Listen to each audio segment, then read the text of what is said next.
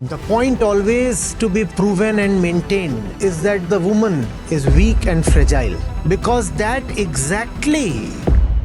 In Karnataka, they're going to implement menstrual leaves for women. Just wanted to understand how that is going to really help women. One hand, we talk about gender equality. We want to be equal to men in all respects. Coming from a man, it will appear harsh. And the disclaimer is that obviously I have no first hand experience of the menstrual process. But being a human being, much like a woman, what I can broadly say is that I will not trade away my freedom for the sake of avoiding physical inconvenience.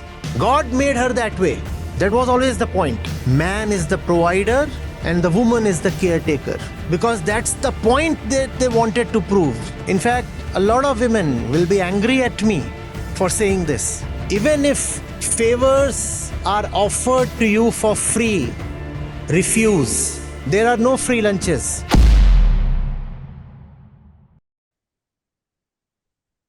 Namaste, Acharya ji. Am I audible? Yes. Welcome.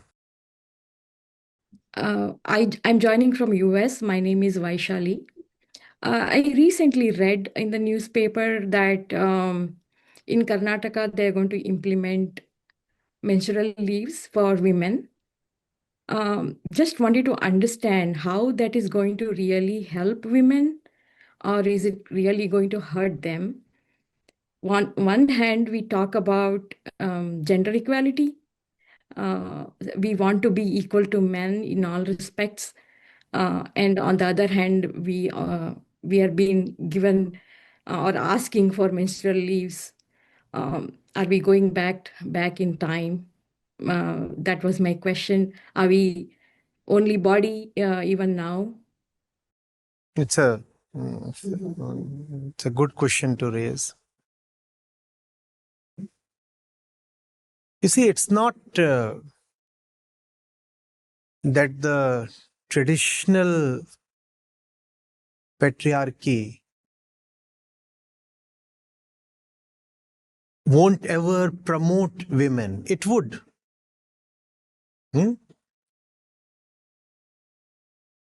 But it would keep them in ornamental roles. It might even put them in the front, but would remain the silent driver behind. The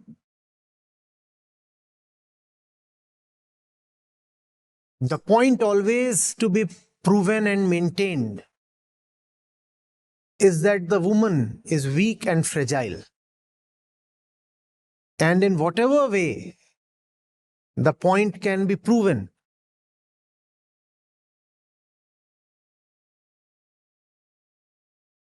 it is worth attempting. No? So yes, women are welcomed to the workplace. And they are so deeply welcomed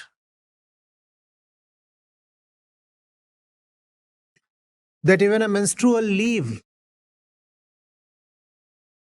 is provided as a bonus. But what does that prove? What does that prove? That helps prove the same old notion that the woman does not quite belong to the workplace because of her biology. So she is better kept indoors. She better manage the house. But you see, we are magnanimous people. All the men, we are quite generous towards the woman. And these days, there is this passing fad called feminism and all that, But, we are generous and we are also broad minded and large hearted. So we will accommodate the woman. Let her come. But, we, as we had always known, she is frail, she is weak. She is actually meant to nurse the baby, have lots of them, and keep nursing them all her life. That's what she is built for. So you see, she comes to the workplace and starts having menstrual cramps. So very generously, we give her a day of menstrual leave. And sometimes the women might actually celebrate that without realizing that a huge point has been scored against them. Because that exactly is what patriarchy always sought to prove. She can't work. She can't work. And by availing that menstrual leave, the woman too has affirmed, yes, I cannot work because you see, I menstruate. The man wanted to prove she cannot work, so let her be confined to the home. Let her take care of the kitchen and the bed and the baby and the diaper. God made her that way. That was always the point. As basic as that. And by accepting all kinds of concessions at the workplace, the woman has reaffirmed the man's point. Yes, of course. How do we work? We have to take care of the body and the baby and the house, the entire family. Hmm?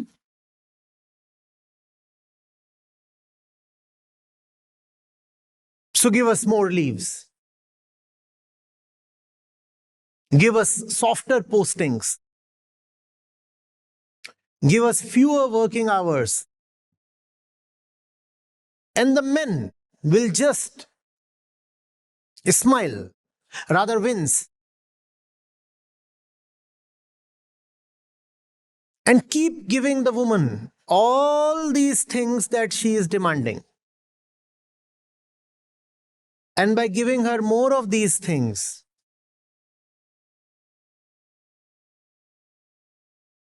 they are only proving what they have always asserted. Man is the provider and the woman is the caretaker. Let her be the caretaker.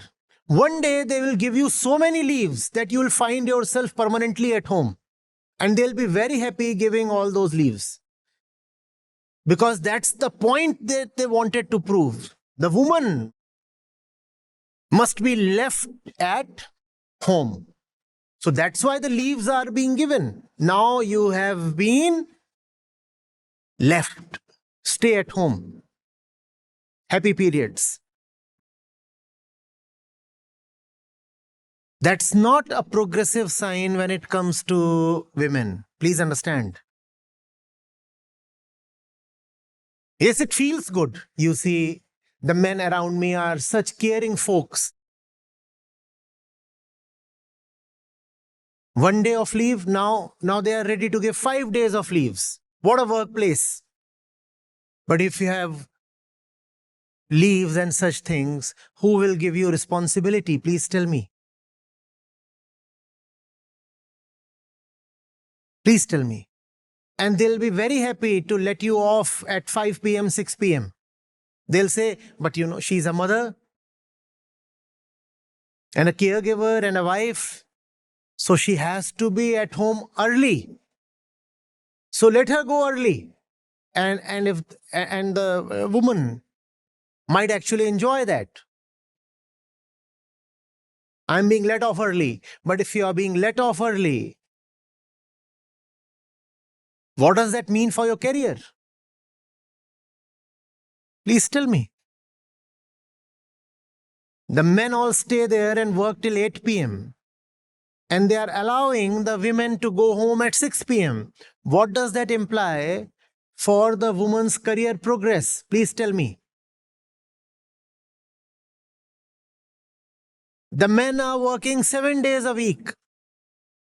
And the woman is being told you can work 5 days a week and also take menstrual leaves. What does that imply for her career? Please tell me. Please tell me. Instead of taking 4 or 6 leaves, if the woman takes 30 leaves,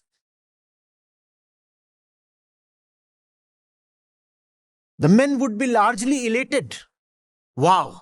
Finally, she has disappeared from the workplace. Exactly. Mhm. Now she'll do the kitchen and the linen more meticulously.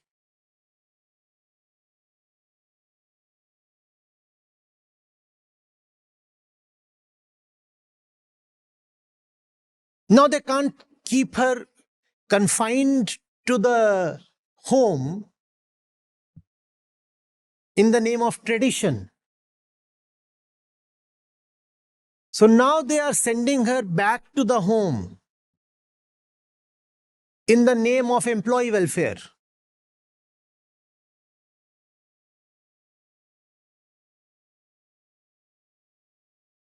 And this is more vicious because this time the woman is happy.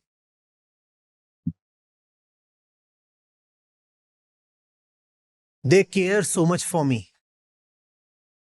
They care so much for me. In fact, a lot of women will be angry at me for saying this. Does he understand how it hurts? Had he been a woman, he would have realized what menstrual pain is like. This guy is envying 1 or 2 leaves that we are set to get.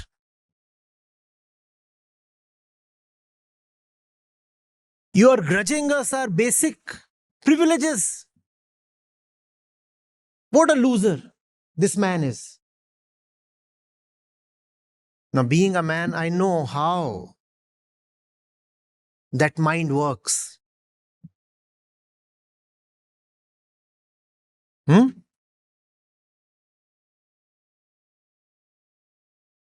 The boy of the family is punished for getting poor grades.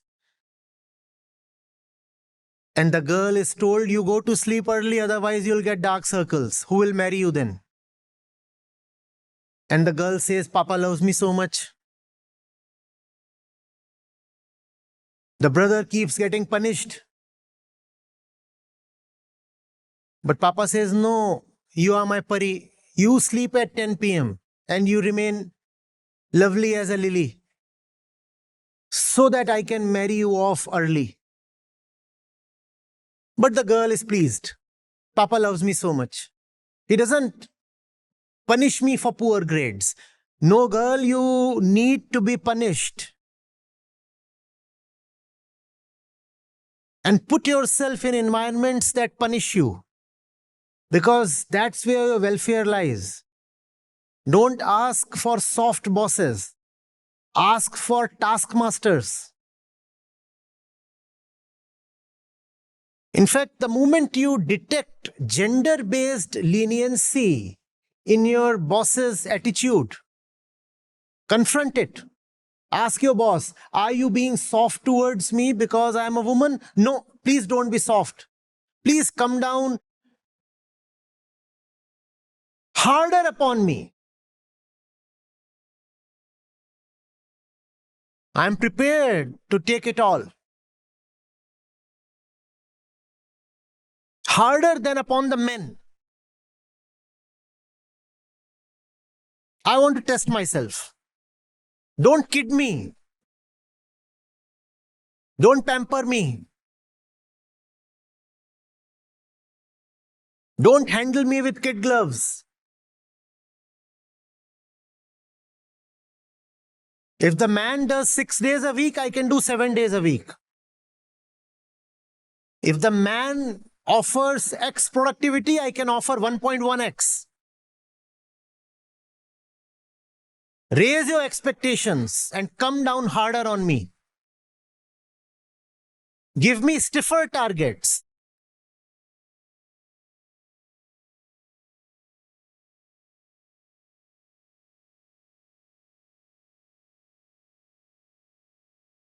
If the women have not all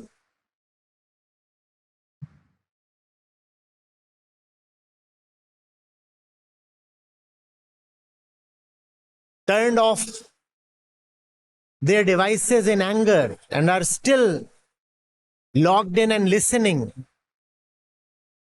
my advice is don't accept leniencies.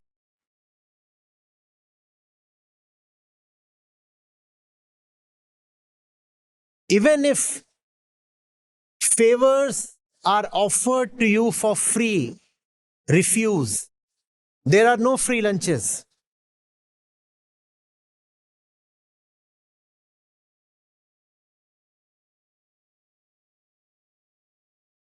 Refuse freebies.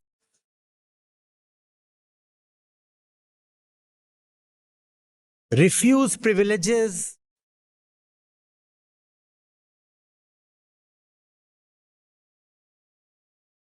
Refuse unearned perks. It might even mask issues like, people might not have proper working toilets in their workplaces. It will mask those kind of issues as well. So we are trying to surmount an issue with something else.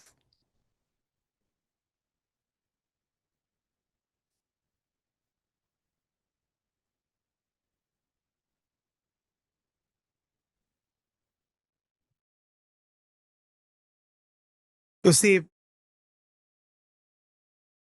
coming from a man, it will appear harsh. Huh? And the disclaimer is that obviously I have no first hand experience of the menstrual process.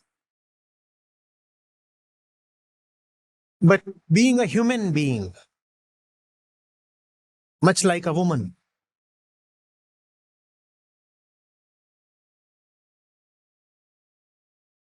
what I can broadly say is that I will not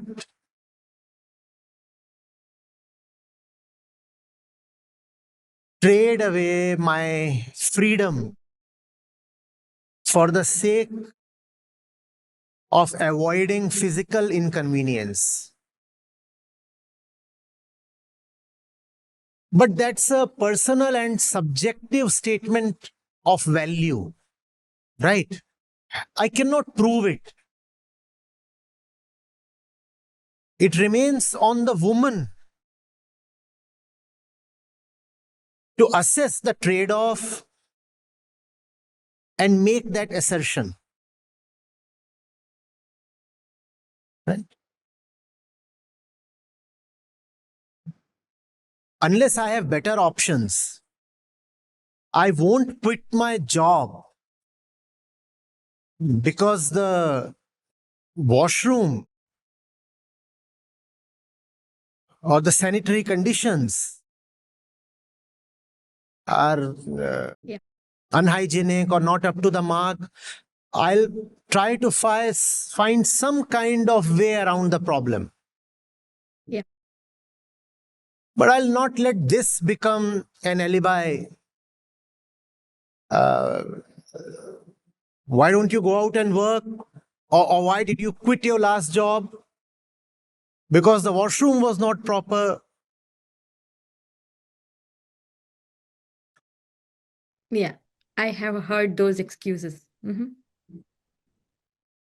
While I fully understand that can be a solid irritant, that can be a major inconvenience, I acknowledge that. But I also know the value of freedom. Yeah. And when it comes to freedom, I'll be prepared to make compromises on the front of convenience that can be compromised. Hmm? Yeah. Yeah. Not only compromise, but ask for one, Definitely.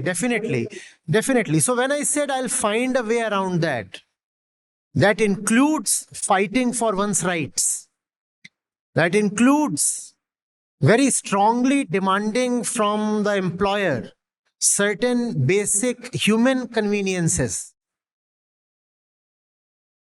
Yeah.